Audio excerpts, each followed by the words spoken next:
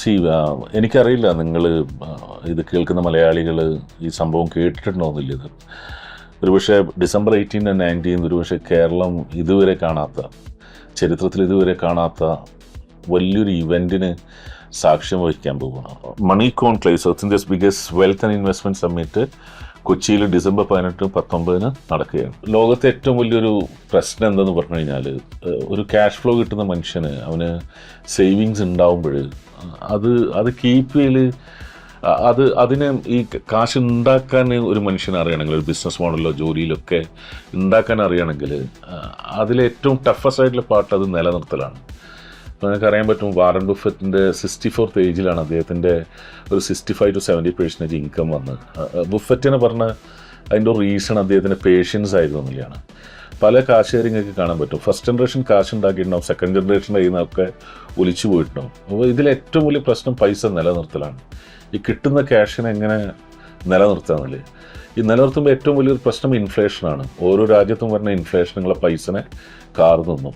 അപ്പോൾ ഇൻഫ്ലേഷനെ ബീറ്റ് ചെയ്യണമെങ്കിൽ എന്ത് ചെയ്യണം? നമ്മൾ ഈ നിലനിർത്തുന്ന കാശിനെ നമുക്ക് സബ്സിക്വൻ്റ് ആയിട്ടുള്ള ഇൻസ്ട്രുമെൻറ്റ്സിൽ പോയിട്ട് ഇൻവെസ്റ്റ് ചെയ്യാൻ പഠിക്കണം. അപ്പം ഇന്ന് ലോകത്ത് കുറേ ട്രഡീഷണൽ മെത്തേഡ് ഓഫ് ഇൻവെസ്റ്റ്മെൻറ്റ് ഉണ്ട്, കുറേ മോഡേൺ മെത്തേഡ് ഓഫ് ഇൻവെസ്റ്റ്മെൻറ്റ്സ് ഉണ്ട്. അപ്പം മലയാളീസിന് മാക്സിമം അറിയുന്നൊരു സാധനം ഗോൾഡും റിയൽ എസ്റ്റേറ്റും കാര്യങ്ങളും മാത്രമാണ്. അപ്പം നമുക്ക് തന്നെ അറിയാൻ പറ്റും, National Council for Applied and Economic റിസർച്ചിൻ്റെ സ്റ്റാറ്റിക് അനുസരിച്ച് കേരളത്തിലാകെ നടക്കുന്ന ഇൻവെസ്റ്റ്മെൻറ്റ് ഒന്ന് റിയൽ എസ്റ്റേറ്റും ഗോൾഡുമാണ്. അല്ലാതെ വേറൊരു കാര്യം മലയാളിക്ക് അറിയില്ല. പക്ഷെ അതിനേക്കാൾ എത്രയോ ഇരട്ടി റിട്ടേൺ കിട്ടുന്ന ഇൻഷുറൻസ് ലോകത്തുണ്ട്. അപ്പം അതിലേക്കൊക്കെ ആദ്യമായിട്ട് മലയാളി പോവേണ്ടതുണ്ട്. ഇനി AI കാലത്ത്, ബ്ലോക്ക് ചെയിൻ്റെ കാലത്ത് ലോകം കുറേ കൂടി ഈ ഫിനാൻഷ്യൽ സൈഡിൽ ഇൻ്റഗ്രേറ്റ് ചെയ്യാൻ പോകും. അപ്പോൾ നമുക്കറിയാൻ പറ്റും, ഇതുവരെ നമ്മളുടെ എല്ലാ ട്രാൻസാക്ഷൻസും കിട്ടിയിരുന്നത് ബാങ്ക്സിനായിരുന്നു. പക്ഷേ ഇനി ബ്ലോക്ക് ചെയിൻ വരുമ്പോൾ നമ്മളുടെ അക്കൗണ്ട് എൻക്രിപ്റ്റഡ് ആണ്, നമുക്കതിൽ എന്തും കൊണ്ടിടാം.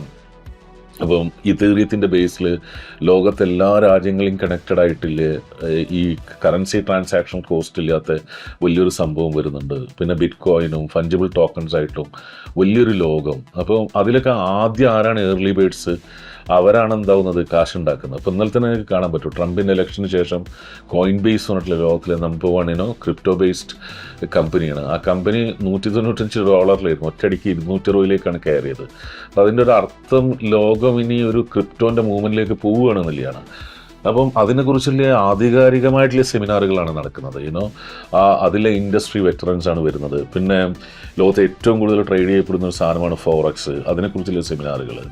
അതേപോലെ തന്നെ നമുക്കറിയാൻ പറ്റുന്ന ഏറ്റവും വലിയൊരു കാര്യമാണ്, ഇന്ന് ലോകത്തിലെ ഏറ്റവും വലിയൊരു ബുസ്വേഡാണ് ബേസിക്കലി വൈ കോമ്പിനേറ്ററും സീരീസ് ABC ഫണ്ടിങ്ങും സീഡ് ഫണ്ടിങ്ങും ഒക്കെ. അപ്പോൾ ഏതൊരു സ്റ്റാർട്ടപ്പ് ഇക്കോസിസ്റ്റത്തിൻ്റെ ഫസ്റ്റ് സാധനം സീഡ് ഫണ്ടിങ് ആണ്. അപ്പോൾ ആ സീഡ് ഫണ്ടിങ്ങിന് പരിപൂർണമായിട്ടുള്ള വഴികൾ, കുറേ ബിസിനസ്സുകാർ അവിടെ വരുന്നുണ്ട്. അപ്പം സ്റ്റാർട്ടപ്പ് ആശയങ്ങളില്ലൊരു, സ്റ്റാർട്ടപ്പ് ഐഡിയാസ് ഇല്ലൊരു, അവർ വന്നു കഴിഞ്ഞാൽ അവർക്ക് സീഡ് ഫണ്ടിങ്ങിനുള്ള വലിയൊരു അവന്യൂ ആണ് എന്താവുന്നത് അവിടെ തുറന്നു വെച്ചിട്ടുള്ളത്.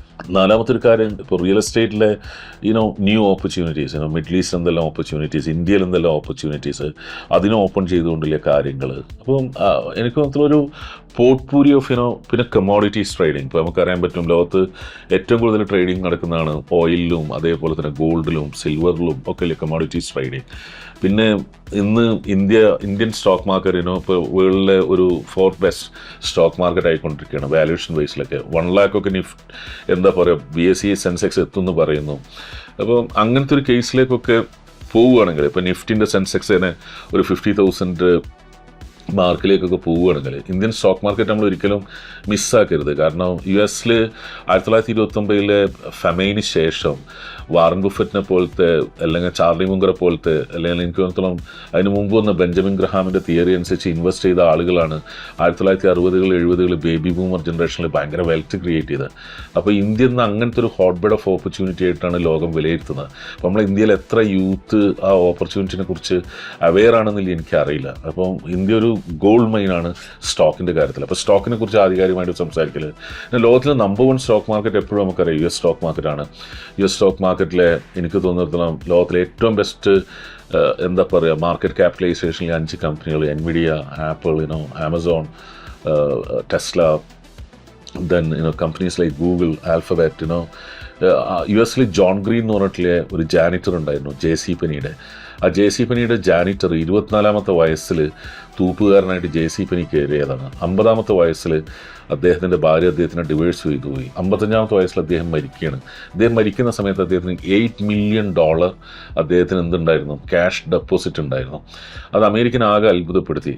അമേരിക്കൻ അത്ഭുതപ്പെടുത്തിയ മാത്രമല്ല, ജോൺ ഗ്രീൻ്റെ ലൈഫിനെ കുറിച്ച് അവർ പഠിച്ചു. ഇപ്പോൾ ജോൺ ഗ്രീൻ ആകെ ചെയ്തത് അദ്ദേഹത്തിൻ്റെ പൈസയിൽ നിന്ന് കിട്ടുന്ന അദ്ദേഹത്തിൻ്റെ കുറച്ച് ഭാഗം സേവിങ്സിൽ അദ്ദേഹം അമേരിക്കയിലെ ബ്ലൂ ചിപ്പ് സ്റ്റോക്സിൽ ഇൻവെസ്റ്റ് ചെയ്തായിരുന്നു ആ $8 million കാരണം.